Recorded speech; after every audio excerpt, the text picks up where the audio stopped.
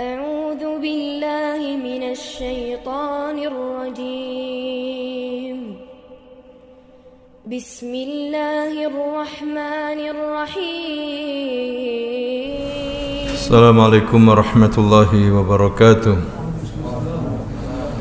إن الحمد لله نحمده ونستعينه ونستغفره ونتوب إليه ونعوذ بالله من شرور أنفسنا وسيئات أعمالنا من يهده الله فلا مضل له ومن يضلل فلا هادي له أشهد أن لا إله إلا الله وحده لا شريك له وأشهد أن محمدا عبده ورسوله صلى الله عليه وعلى آله وأصحابه ومن تبعهم بإحسان إلى يوم الدين أما بعد إخواني في الدين رحمكم الله أوصيكم ونفسي بتقوى الله faqad fazal muttaqun. Para jamaah yang dimuliakan Allah Subhanahu wa taala, pada kesempatan kali ini kita akan mempelajari dan mendulang hikmah dan pelajaran yang banyak dari kisah seorang nabi yang sangat mulia yang diutus oleh Allah Subhanahu wa taala kepada kaum 'Ad. Kaum 'Ad dikatakan termasuk adalah orang Arab Al-Aribah, yaitu Arab kuno ya, tapi kebanyakan mereka sudah punah karena diazab oleh Allah Subhanahu wa taala. Nabi ini yang diutus kepada kaum 'Ad bernama Nabi Hud alaihi salam. Nabi Hud alaihi salam, hadirin sekalian, salah satu dari 4 nabi yang berasal dari suku Arab. Ya, keempat nabi tersebut adalah Nabi Hud, Nabi Saleh, Nabi Syuaib, dan Nabi Muhammad sallallahu alaihi wasallam. Sebagaimana sabda Nabi sallallahu alaihi wasallam dikatakan di sini wa arba'atun min al-Arab. Ya, dari 4 nabi dari Arab, yaitu Hud, wa Syuaib, wa Saleh, wa nabiyuka Muhammad alaihi salam, dan nabimu Muhammad. Suku-suku Arab ini banyak sekali, hadirin sekalian.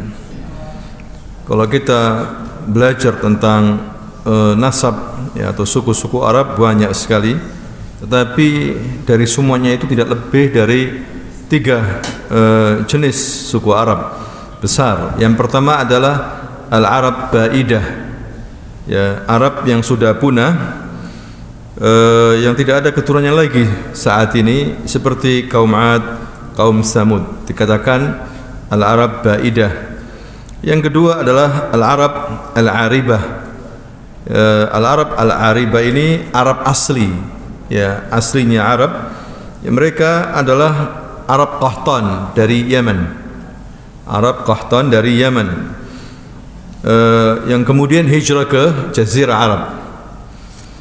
Arab Al-Aribah. Yang kedua adalah Al-Arab Musta'aribah, atau Al-Arab Musta'aribah ini Arab campuran, yaitu orang yang berasal bukan dari Arab namun akhirnya dianggap sebagai orang Arab, ya, sebagaimana Nabi Ismail alaihissalam bin Ibrahim alaihissalam.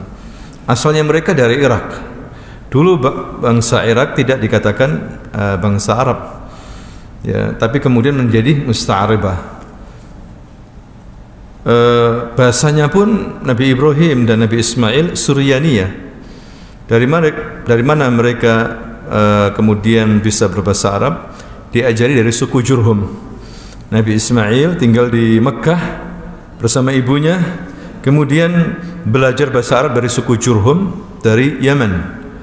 Ya, kemudian dia menjadi orang yang pandai berbahasa Arab. Nabi Ismail kemudian menurunkan Nabi Muhammad sallallahu alaihi wasallam. Jadi Nabi Muhammad ini juga termasuk Al-Arab Musta'aribah. Nah, inilah 3 suku jenis Arab, ya, yang besar, hadirin sekalian. Tidak keluar daripada 3 suku ini orang Arab. Hanya saja kemudian kaum 'Ad ini diazab oleh Allah Subhanahu wa taala karena mereka berbuat kufur dan syirik. Ya, sebagaimana Allah Subhanahu wa taala berfirman, alam tara kaifa fa'ala rabbuka bi'ad. dalam surah Al-Fajr ayat 6, apakah kamu tidak memperhatikan bagaimana Tuhanmu berbuat terhadap kaum 'Ad? Kaum 'Ad muncul setelah kaumnya Nabi Nuh alaihissalam. Kaum 'Ad muncul setelah kaumnya Nabi Nuh. Kita beberapa pertemuan membicarakan tentang kisah Nabi Nuh alaihissalam, yang dimana kemudian mereka diazab oleh Allah Subhanahu wa taala juga, ya, kecuali yang ikut serta dalam Safinatun Nuh, Safinatun Najah, perahunya Nabi Nuh yang dikatakan perahu keselamatan, perahunya orang-orang yang bertauhid. Ya, Allah Subhanahu wa taala berfirman, "Tsumma ansha'na min ba'dihim qarnan akharin fa arsalna fihim rasulan minhum an i'budullaha ma lakum min ilahin ghairuhu afala tattaqun." وقال الملأ من قوم الذين كفروا وكذبوا بلقاء الآخرة وأطرفناهم في الحياة الدنيا ما هذا إلا بشر مثلكم يأكل مما تأكلون منه ويشرب مما تشربون ولئن أطعتم بشرا مثلكم إنكم إذا لخاسرون. Kemudian kami jadikan sesudah mereka, yakni umatnya Nabi Nuh, ada umat yang lain yaitu kaum 'Ad. Lalu kami utus kepada mereka seorang rasul dari kalangan mereka sendiri, yaitu Hud alaihissalam, yang waktu itu dia berdakwah dan berkata kepada kaumnya, sembahlah Allah, sekali-kali tidak ada Tuhan yang berat diibadahi dengan sebenarnya selainnya. Tidakkah kalian bertakwa kepadanya? Namun pemuka-pemuka kaumnya yang kafir mendustakan hari akhirat, dan yang telah kami mewahkan kehidupan dunia mereka. Malah justru mereka berkata, orang ini tidak lain hanyalah manusia biasa seperti kalian. Ini kaumnya Nabi Hud, yaitu kaum 'Ad, berkata kepada kaum 'Ad, ya, berkata kepada kaumnya mereka, semah mereka, ya, orang ini manusia biasa, ya, dan dia makan seperti kalian makan dan minum apa yang kalian minum. Sungguh jika kalian mau mentaati manusia biasa seperti kamu, niscaya kalian benar-benar menjadi kelompok yang merugi. Itu perkataan kaumnya Nabi Hud alaihissalam. Jadi kaum 'Ad ini hadirin sekalian masih keturunannya Nabi Nuh alaihissalam. Nama lengkap kaum 'Ad, nama lengkap 'Ad, 'Adnya ini Jad, ya, yaitu kakeknya mereka, maka dikatakan kaum 'Ad. 'Ad bin Iram bin Awad bin Sam bin Nuh. Yani Sam, ya, adalah satu putra dari 4 putra Nabi Nuh. 3 putra mereka selamat dan mengikuti ayah mereka Nabi Nuh alaihissalam di atas perahu. 1 putra yang kafir, ya, sering disebut dengan nama Kan'an, atau ahli hadis menamakan adalah Yam. Ya, Yam maksudnya yang tenggelam di air. Ya. Sam dinisbatkan suku Arab. Ya, suku Arab, kemudian Bani Israel, Sam, anaknya Nabi Nuh alaihissalam, dan yang selamat dari banjir bandang saat itu. Kemudian juga hadirin sekalian disebutkan putra Nabi Nuh yang lain, yaitu Ham dan Yafith. Ham ini kulitnya warnanya hitam, ya, kemudian menurunkan orang-orang Afrika. Dan juga Yafith ini menurunkan bangsa Turki, Asia, ya, warnanya coklat kekuningan, ya. Dan memang Nabi Nuh dari Nabi Adam alaihissalam, dan Nabi Adam diciptakan oleh Allah SWT dari segala unsur tanah. Ada tanah merah, ada tanah putih, ada tanah hitam, tanah baik, tanah lembut, tanah kasar. Dan begitulah kembali sifat manusia dari unsur tanah. Karena Nabi Adam alaihissalam diciptakan dari tanah, dari segala macam tanah. Disitulah kemudian diciptakan oleh Allah Nabi Adam alaihissalam. Sam menurunkan bangsa Arab. Ya, kemudian hadirin sekalian, lokasi kaum 'Ad tinggal di daerah namanya Al-Ahqaf. Ya, makanya Allah menurunkan satu surah namanya surah Al-Ahqaf, terutama ayat yang ke-21, Allah Subhanahu wa taala berfirman, "Wadhkur akha 'adin id anzara qaumahu bil ahqafi wa qad khalat an-nudhuru min bayni yadayhi wa min khalfihi alla ta'budu illa Allah inni akhafu 'alaikum 'adzab yaumin 'adzim." Ya, dan ingatlah ketika Hud saudaranya kaum 'Ad, yaitu ketika dia memberi peringatan kepada kaumnya di Al-Ahqaf, dan sungguh telah ada beberapa orang pemberi peringatan sebelumnya dan sesudahnya yang mengatakan, janganlah kamu menyembah selain Allah, sungguh aku khawatir kalian akan ditimpa azab hari yang sangat besar, hari kiamat maksudnya. Jadi di sini ada pelajaran bahwa seluruh para nabi, ya, baik sebelum Hud maupun setelah Nabi Hud, dakwanya adalah menyuruh kepada tauhid, agar manusia menyembah kepada Allah dan melarang perbuatan apa? Syirik. Hadhihi hiya manhaj da'watul anbiya. Inilah manhaj, metode utama para nabi-nabi yang diutus. Hatta Nabi Muhammad sallallahu alaihi wasallam, ya, inti dakwanya tauhid, mengajak manusia untuk menyembah Allah dan menjauhi apa? Syirik. Ya, ini harus dilakukan oleh para dai, ya, para ustadz, para kiai. Ya, jangan sampai mereka takut dalam mendakwakan tauhid, melarang orang berbuat syirik. Ya, jangan sampai melupakan dakwah yang utama ini, hadirin sekalian. Ya, kebanyakan mereka takut untuk berbicara masalah syirik, khurafat, bid'ah, ya, karena mungkin masalah politik atau yang lainnya, takut dijauhi oleh orang. Ya, sehingga kita lihat di masyarakat kita sekarang ini begitu banyak, ya, di kampung-kampung, desa-desa, orang tidak faham masalah tauhid dengan benar. Perdukunan masih merajalela, ya, orang punya keyakinan khurafat, kemudian minta tolong sama jin, berbuat syirik begitu banyak. Padahal di Indonesia ini banyak sekali para mahasiswa, santri-santri, keluaran pesantren, keluaran perguruan tinggi, ya, yang seharusnya menyebarkan ilmu masalah tauhid ini, masalah akidah ini. Ya, kenapa justru begitu banyak, hadirin sekalian, fenomena kesyirikan di negeri kita ini, sehingga tidak membuat negeri kita ini justru barokah, ya, makmur, karena tadi itu masih banyak orang berbuat kesyirikan. Ini sangat disayangkan sekali, ya, di negeri yang mayoritas kebanyakan umat Islam. Walaupun demikian, alhamdulillah, dakwah tauhid semakin berkibar, semakin menyebar. Ya, alhamdulillah, kita syukuri, sehingga lambat laun orang memahami begitu pentingnya masalah tauhid, beribadah hanya kepada Allah dan menjauhi kesyirikan. Ya, ini penting sekali bagi masyarakat. Ya, kalau kita lihat dalam sejarah bagaimana kaumnya para nabi-nabi diazab oleh Allah dengan azab yang mengerikan sekali, dahsyat sekali. Begitu besar kemarahan Allah kepada seseorang yang menyembah kepada selain Allah Subhanahu wa taala. Ini pentingnya kita belajar qasasul anbiya, kisah para nabi, sehingga kita mengenal manhaj dakwah para nabi. Mereka dakwanya apa? Mengatakan kepada kaumnya, alla ta'budu illallah. Jangan kalian menyembah kecuali hanya kepada Allah. Ya, ini dakwanya para nabi, ya, terutama Nabi Hud alaihissalam, agar mereka mentauhidkan Allah Subhanahu wa taala, jangan sampai berbuat syirik. Kalau tidak, Allah akan menurunkan berbagai macam azab, musibah-musibah, hadirin sekalian.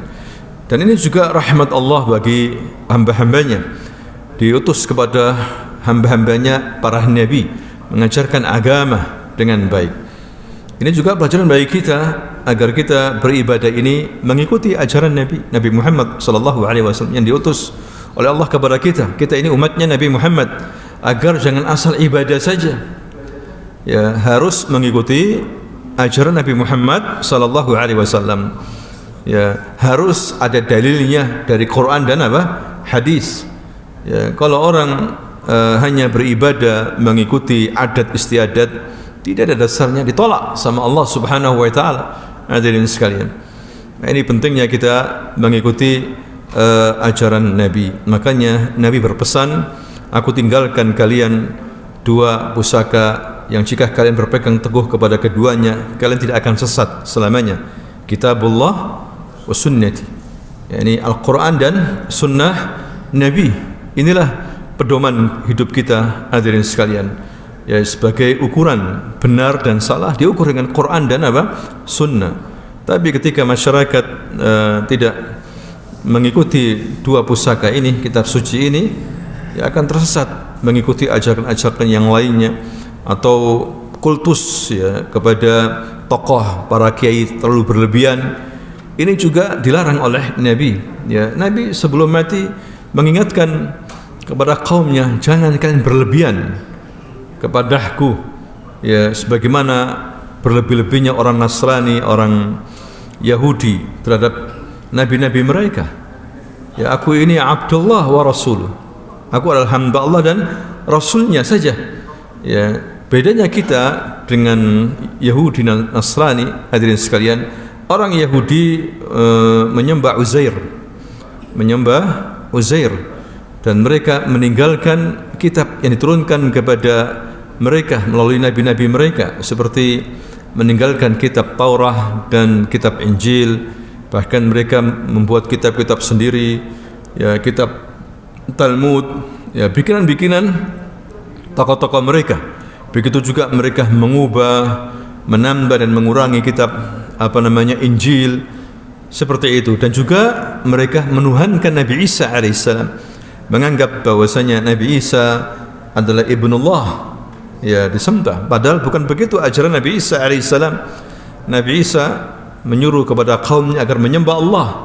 Dia hanya sebagai seorang rasul. Nah, kita tidak boleh seperti orang Yahudi, orang Nasrani, karena mereka dilaknat oleh Allah Subhanahu wa taala. Ya, maka kita supaya enggak dilaknat, ikuti petunjuk Nabi Muhammad sallallahu alaihi wasallam. Ikuti ajarannya, jangan berlebihan kepada Nabi Muhammad sallallahu alaihi wasallam dalam memuji, ya, dalam menghormati. Biasa saja kita menghargai, ya, dan kita melaksanakan sunnah-sunnahnya dan menjauhi larangannya. Kembali kepada kisah Nabi Hud alaihissalam, hadirin sekalian, yang diutus kepada kaumnya, itu kaum Ad. Kaum Ad terletak di daerah Al-Ahqaf, tepatnya, ya katanya para ahli tarikh, di daerah Yaman. Yaman maksudnya di sini adalah Janub Yaman, sebelah selatan Yaman, Hadramaut, dan perbatasan dengan Oman. Perbatasan dengan apa? Oman. Inilah tempat Al-Ahqaf sesungguhnya. Ya, wilayahnya berupa pegunungan pasir. Sekarang ini pegunungan pasir, padahal dulu itu makmur. Ya, sekarang hampir susah untuk ditanami. Nah, karena kena azab Allah Subhanahu wa taala.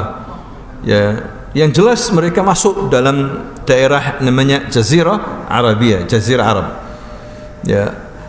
Kemudian kaum Ad merupakan kaum yang memiliki badan yang besar dan kuat.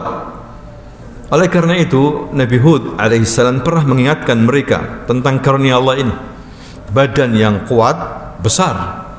Kaum Ad, hadirin sekalian, diingatkan oleh nabinya, diabadikan oleh Allah dalam firman-Nya surah Al-Ahqaf, surah Al-Araf, ya, surah Al-Araf ayat 69. وَاذْكُرْ إِذْ جَعَلَكُمْ خُلَفَاءَ مِنْ بَعْدِ قَوْمِ نُوحٍ وَزَادَكُمْ فِي الْخَلْقِ بَسْطَةً فَاذْكُرُوا آلَاءَ اللَّهِ لَعَلَّكُمْ تُفْلِحُونَ.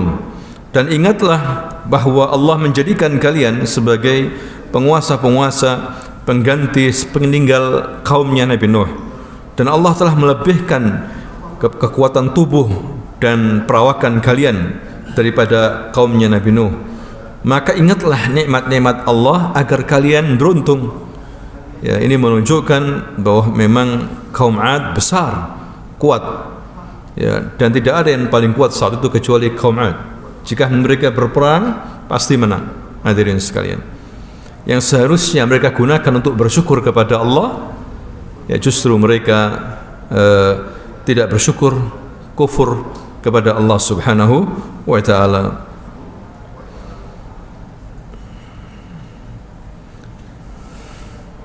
Bahkan kaum Ad ini dalam beberapa literatur buku sejarah itu sanggup menghancurkan satu negeri, kaum Ad. Ya, jika mereka berperang melawan suatu negeri, dihabisi seluruhnya. Ya, luar biasa kekuatan kaum Ad ini, posturnya besar dan kuat. Mungkin seperti Nabi Adam alaihissalam. Nabi Adam itu tinggi besar, ya, sittuna dhira'an, 30 meter lebih, ya, itu Nabi Adam. Bahkan beberapa arkeolog pernah menemukan fosil, ya, atau kerangka tubuh manusia yang begitu besar. Diyakini dia adalah kaum Ad atau kaum Samud. Hadirin sekalian, Allah Subhanahu wa taala pernah berfirman dalam surah Al-Fajr ayat 6 dan 8, alam tara kaifa fa'ala rabbuka bi'ad irama dhatil 'imad allati lam yukhlaq mithluha fil bilad. Apakah kamu tidak memperhatikan bagaimana Tuhanmu berbuat terhadap kaum Ad, yaitu suku Iram, ya, mereka mempunyai kota namanya Iram. Iram juga diambil dari nama kakeknya mereka, yang mempunyai bangunan-bangunan yang tinggi, ya, belum pernah diciptakan semisalnya di negeri-negeri yang lain. Ya, luar biasa di sini Allah Subhanahu wa taala yang menamakan Iram, yang menyebut Iram, hadirin sekalian, mempunyai bangunan-bangunan yang sangat tinggi, diceritakan di sini oleh Allah Subhanahu wa taala. Kemudian juga mempunyai tiang-tiang yang tinggi bangunannya, sampai ada yang berlebihan dalam riwayat, tapi lemah, ya, dasarnya lemah, sampai ada yang menemukan bahwa kota-kota kaum Ad itu terbuat dari emas, ya, bangunan-bangunan rumah-rumahnya perak, luar biasa sekali jalan-jalannya. Tapi riwayat tidak valid, walaupun dibawakan oleh beberapa ulama ahli tarikh, ya, terlalu berlebihan. Tapi yang jelas mempunyai bangunan-bangunan tinggi, ya, ya, karena ketika Allah mengazab kaum Ad, tidak semuanya dihancurkan, ada beberapa peninggalan-peninggalan. Begitu juga kaum Samud, ya, bagaimana gunung itu dibuat mainan sama mereka dengan tangan mereka, diukir, ya, dibuat istana-istana, ada kamar-kamarnya yang indah, bisa dilihat di beberapa negara seperti Yordan atau Saudi Arabia. Ya, kaum Samud masih keturunan kaum Ad, hadirin sekalian.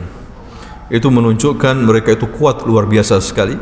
Ya, mungkin manusia sekarang tidak bisa menjadikan gunung batu itu seperti itu, kecuali dengan alat-alat berat, ya, dan mungkin bertahun-tahun gunung mereka buat sebagai istana, tidak ditempati, ya, hanya untuk sebagai apa, bermegah-megah saja. Mereka tinggal di pesisir, ya, dataran rendah, membangun tenda-tenda raksasa.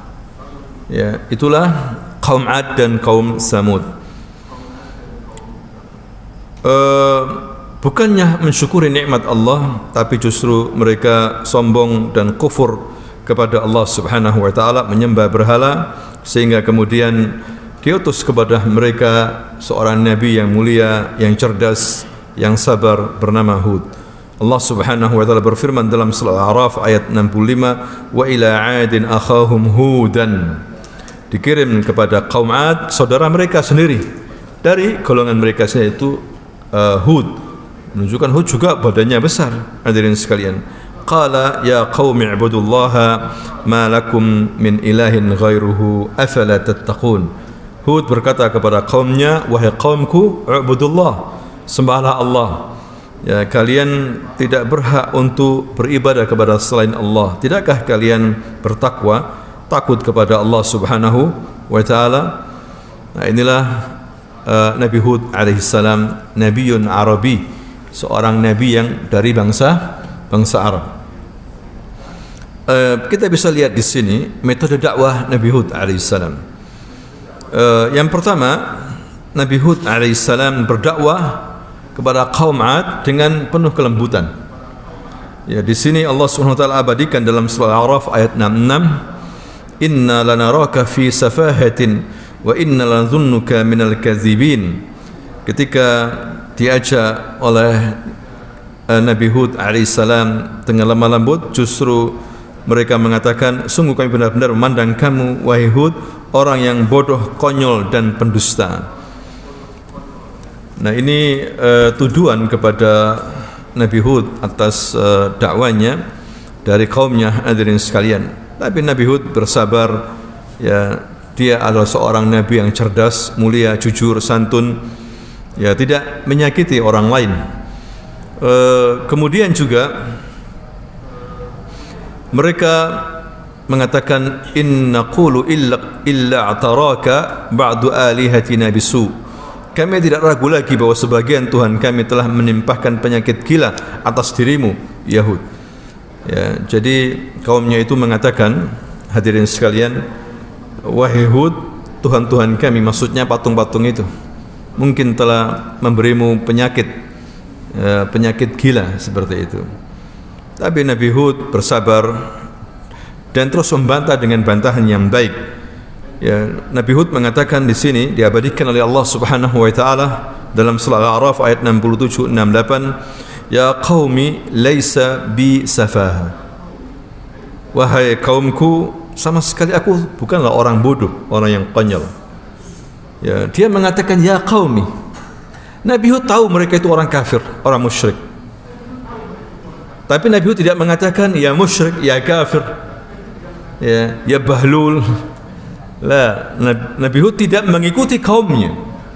Tapi Nabi Hud mengatakan ya qaumi, ya kaumku. Nabi Hud tahu mereka itu kafir, musyrik, musyrikin, hadirin sekalian. Nah, ini bisa kita contoh ini. Jangan keburukan dibalas dengan apa? Keburukan. Nabi Hud mengatakan ya qaumi laisa bi syafa'ah. Aku ini bukan orang pandir, bukan orang bodoh. Walakinni rasulun min rabbil alamin. Aku ini rasul, utusan dari Rabb Allah yang menciptakan alam ini. Uballighum risalati rabbi.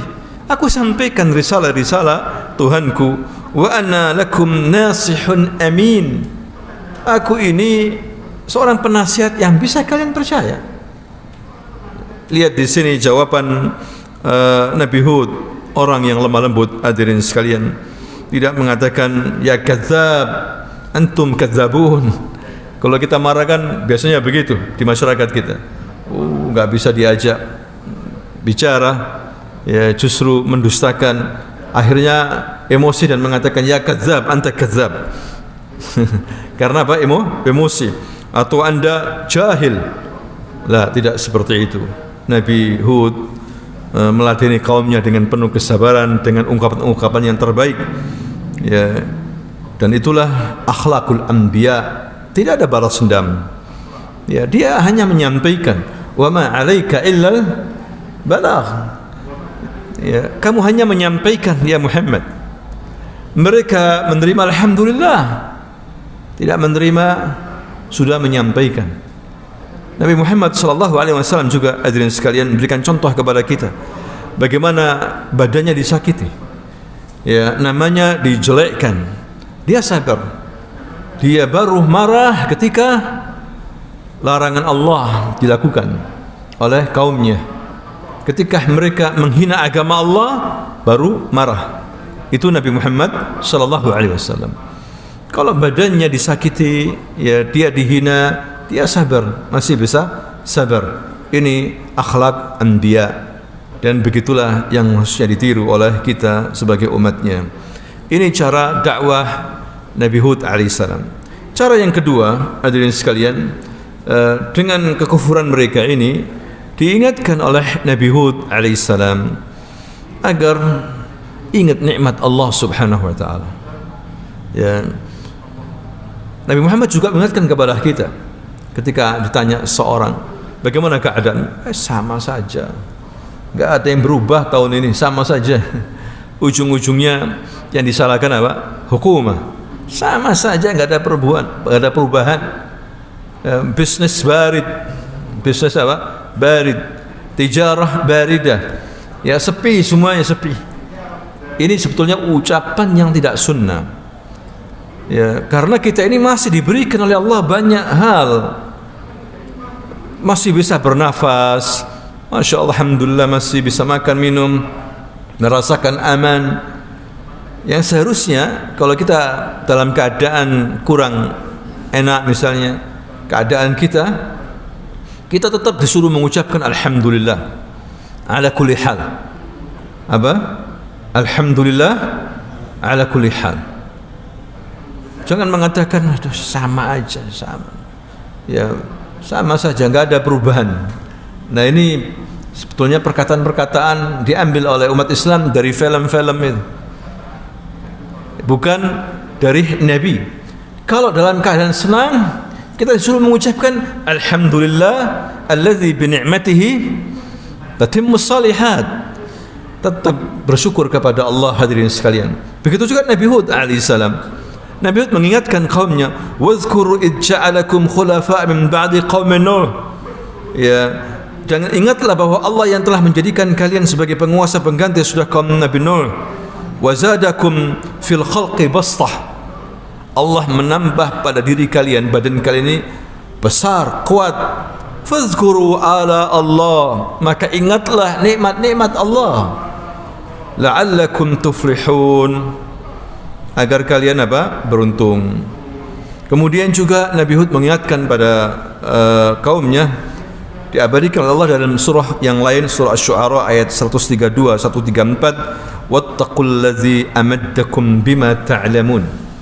Bertakwalah kalian kepada Allah yang telah menganugerahkan kepada kalian berbagai nikmat yang kalian tahu sendiri. Ya, amaddakum bi an'amin wa banin, yang telah menambah kepada kalian, memberikan kepada kalian binatang-binatang ternak. Disebutkan binatang ternak, an'am. Ini menunjukkan binatang ternak ini nikmat, hadirin sekalian. Ya, karena bisa kita konsumsi, kita makan. Disebutkan binatang apa? Ternak, an'am, baqar wa apa namanya itu, ghanam, dajaj, ayam, hisan, kuda. Ya, ini an'am wa banin, dan juga kalian punya banyak anak, termasuk kenikmatan dari Allah Subhanahu wa taala. Wa jannati wa uyun, dan juga kebun-kebun yang besar yang banyak buahnya, wa uyun, dan mata air yang bersih jernih. Hadi ni'mah 'azimah. Ya, maka kita harus bersyukur di sini kalau kita mendapatkan nikmat seperti ini, sebagaimana yang dikatakan oleh Nabi Hud kepada kaumnya ketika menasihati mereka, hadirin sekalian.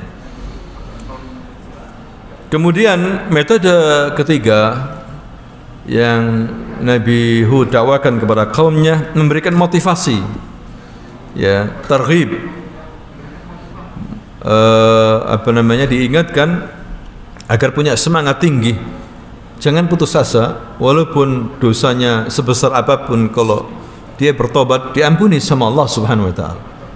Yang penting dia bertobat dan beristighfar. Diingatkan oleh Nabi Nuh, ya qaumnya, wa ya qaumi istaghfiru rabbakum thumma tubu ilaihi yursilis samaa'a 'alaikum midrara wa yazidkum quwwatan ila quwwatikum wa la tatawallaw mujrimin. Surah Hud ayat 52. Wahai kaumku, mohon ampun kalian kepada Allah, bertobatlah kalian kepada Tuhan kalian, niscaya Dia menurunkan hujan yang sangat deras untuk kalian, serta menambahkan kekuatan kalian berkali-kali lipat. Maka janganlah kalian berpaling dengan berbuat dosa. Jadi kaum 'Ad, hadirin sekalian, mereka bercocok tanam dan juga berternak, sehingga curah hujan itu luar biasa baik. Ya, subur kebun-kebun mereka. Ini yang seharusnya mereka harus bersyukur kepada Allah Subhanahu wa taala. Diingatkan oleh Nabi kita Muhammad sallallahu alaihi wasallam, ya kalau orang itu mempunyai kebun, bercocok tanam, jangan lupa zakatnya. Jangan lupa apa? Zakatnya. Kalau dia harus mengeluarkan biaya untuk irigasi, untuk pengairan, kalau panen misalnya 3 bulan sekali, keluarkan zakatnya berapa persen? 5%. Ya, 5% dari hasil pertanian itu dikeluarkan zakatnya. Kalau tanpa irigasi, ya, tanpa pengairan, tanpa pupuk, pokoknya dia nanam nunggu 3 bulan panen, enggak mengeluarkan apa-apa. Maka ketika panen, berapa yang dia keluarkan? 10%. Dan banyak petani-petani kita ini tidak mengerti masalah ini, ya, sehingga tidak dibayarkan zakatnya, belum sedekahnya itu. Yang wajib ini zakat, harus dikeluarkan zakatnya. Nah, ini harus diberitahu para petani-petani padi atau bawang atau yang lainnya, keluarkan zakatnya ketika panen itu. 10% jika dia tidak mengeluarkan apa-apa kecuali nunggu panen, Allah yang menumbuhkan ini semuanya. Atau 5% jika dia mengeluarkan biaya untuk irigasi. Kalau tidak, Allah SWT akan menghukum kita, hadirin sekalian. Nah, ini dakwah Nabi Hud alaihissalam. Disuruh istighfar, disuruh banyak bertobat, Allah akan mengampuni dosa mereka. Kemudian yang keempat, terhib. Beda terhib wa terhib. Ya, kalau terhib menakut-nakuti, mengancam. Ya, harus diingatkan seperti itu, ada terhib wa terhib. Memberi kabar gembira dan juga memberi kabar sedih dan ancaman. Ya, jika mereka tetap pada perbuatan mereka itu berbuat kufur dan syirik, harus diancam. Maka Allah abadikan di sini dalam surah Al-A'raf ayat 71, qala qad waqa'a 'alaikum min rabbikum rijsum wa ghadabun atujadilunani fi asma'in sammaytumuha antum wa aba'ukum ma nazzala Allahu biha min sultan fantaziru inni ma'akum minal muntazirin. Sungguh azab dan kemurkaan Allah sudah pasti akan menimpa kalian. Pantaskah kalian mendebatku perihal berhala-berhala yang kalian dan nenek moyang kalian kasih nama itu? Mereka buat berhala-berhala dikasih nama. Ya, pantaskah seperti itu? Allah sama sekali tidak pernah menurunkan hal ini, hujjah seperti ini. Ya, maka tunggulah azab itu, azab Allah. Sungguh aku pun juga akan menantinya. Diancam akan azab Allah jika kalian tidak berubah itu. Ya, ini berhala-berhala kalian ciptakan dari tangan kalian sendiri, diukir dengan kalian dari tangan kalian sendiri, kemudian kalian sembah. Nah, mana akal kalian? Ya, nah ini Nabi Nuh alaihissalam memperingatkan mereka. Begitu juga Allah berfirman dalam surah Hud ayat 57, fa in tawallaw faqad ablaqtukum ma ursiltu bihi ilaikum wa yastakhlifu rabbi qauman ghairakum wa la tadurrunahu syai'an inna rabbi ala kulli syai'in hafidh. Jika kalian tetap bersikeras untuk berpaling, maka sungguhnya aku telah menunaikan tugas selaku kenabianku ini. Jadi inilah hadirin sekalian inti dakwah para nabi, menyampaikan risalah. Jika menerima alhamdulillah, enggak menerima enggak ada masalah. Yang penting sudah menyampaikan risalah.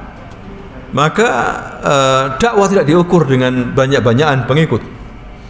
Ya, ada seorang dai atau ustaz melihat pengikutnya banyak, followersnya banyak, senang. Yang like itu banyak sekali dilihat, banyak pengikutku, senang. Ada juga dai enggak ada pengikutnya, followersnya sedikit, cuma berapa orang sedih dia, kemudian dia marah, putus asa, akhirnya enggak berdakwah. Ya, dipikir dakwah ini profesi. Ya. Nah, ini bukan begitu, tidak diukur dengan sedikitnya atau banyaknya. Yang penting sampaikan al-haq. Sampaikan apa? Al-haq. Ya, kita harus ikut serta berperan, tidak hanya ustadz atau kiai, siapa saja di antara kita hadirin sekalian semangat untuk berdakwah, ya, yaitu berjuang memberikan ilmunya, berjuang memberikan ilmunya sebagaimana para sahabat-sahabat Nabi. Ya, tidak semuanya mereka ulama, tapi mereka berjuang. Bahkan ketika mereka berdagang, saudagar ini, justru mereka berdakwah. Dan kita lihat bagaimana para ulama-ulama dulu atau saudagar ya, saudagar itu pengusaha. Justru kebanyakan orang-orang Asia, orang-orang Afrika masuk Islam karena apa? Jasanya para saudagar, para pengusaha. Ya. Justru ada ulama yang berdagang, ya, tidak berdakwah, tapi saudagar yang berdakwah, jasanya banyak sekali. Apalagi yang mengerti ilmu, sebagaimana Ibnu Abbas misalnya. Ibnu Abbas setelah wafatnya Nabi mengajar, bahkan dia mengajar di masjid dari mulai ba'da subuh hatta zuhur. Ibnu Abbas, ya, radhiyallahu anhuma, dia mengatakan kepada orang-orang yang sudah misalnya setengah jam begitu, yang sudah belajar tafsir, keluar kalian, cukup. Panggil itu yang di luar rumah itu, panggil semuanya, aku ajarkan fikih. Setelah fikih selesai, disuruh keluar kalian, panggil lagi itu, aku ajarkan aqidah atau akhlak atau bahasa Arab. Begitu juga Ubay bin Ka'ab radhiyallahu anhu, ahli Quran, ya, dia habis salat dia duduk. Kebanyakan mereka bersafar ke Syam atau ke masjid, kemudian berdakwah. Ubay bin Ka'ab mengatakan, mana di antara kalian yang mau duduk, silahkan duduk, aku akan ajarkan kalian Quran, tafsir, akhlak. Yang tidak bakhil dalam ilmunya. Nah, begitulah seharusnya orang yang ngerti ilmu, jangan bakhil menasihati orang. Hadirin sekalian, ada orang banyak datang, alhamdulillah, tidak banyak, alhamdulillah, yang penting dia menyampaikan. Wa ma 'alaika illal balagh. Begitulah Nabi Hud alaihissalam, aku hanya menyampaikan risalah ini, ya, kalian ikuti tidak terserah. Tuhanku Allah akan binasakan kalian kalau kalian tidak mengikuti. Bahkan Tuhanku Allah akan menggantikan kalian dengan kaumnya yang lain. Itu mudah bagi Allah Subhanahu wa taala. Ya, diingatkan kalian akan hilang, binasa, akan datang kaum yang lebih baik lagi. Itu mudah bagi Allah Subhanahu wa taala. Sebagaimana cerita kaum Ashabul Kahf. Kaumnya Ashabul Kahf. Bagaimana Ashabul Kahf, maksudnya para pemuda-pemuda itu yang jumlahnya di bawah 10. Awal hanya Allah yang tahu jumlahnya. Ya, kemudian mereka menyembunyikan imannya, akhirnya ketahuan, kemudian mereka harus melarikan diri karena mereka bertauhid, sedangkan seluruh negeri musyrikun.